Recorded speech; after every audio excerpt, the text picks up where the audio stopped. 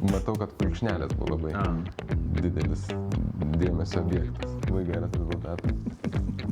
Tai sveiki, mėly sekėjai. Mes esam plastikos chirurgai. Mano vardas yra Andrius, o mano kolega Tautas. Ir šiandien pakalbėsim apie mitus. Bandysim vieną kitą mitą sugriauti, o gal priešingai, gal sakysim, kad čia visai ne mitas.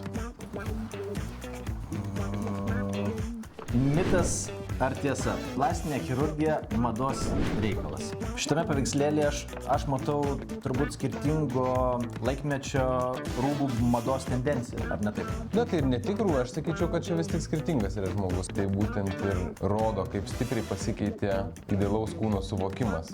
Bet nežinau, kiek tai mitas, kiek tiesa. Turbūt labai norėtųsi tikėti, kad tai yra mitas, nes mada tai yra kažkas, kas turbūt keičiasi labai greitai. O plastinė chirurgija, kaip ir visos kitos medicinos sritys, vis tik yra skirtos, kad turi daryti operaciją visų pirma sverdamas žalos ir naudos santykį. Ir ją reikia daryti ne todėl, kad pasikeitė mada, o todėl, kad yra bėda. Būtų visai įdomus formatas pavasario plastinės chirurgijos mados tendencija. Ir kitą pavasarį jinai būtų visiškai kitokia. Tai tu tiesiog nespėtum atsigauti po pirmos operacijos ir reikėtų daryti sekančią ir sekančią. Na kągi. Nu žiūrėsim, ką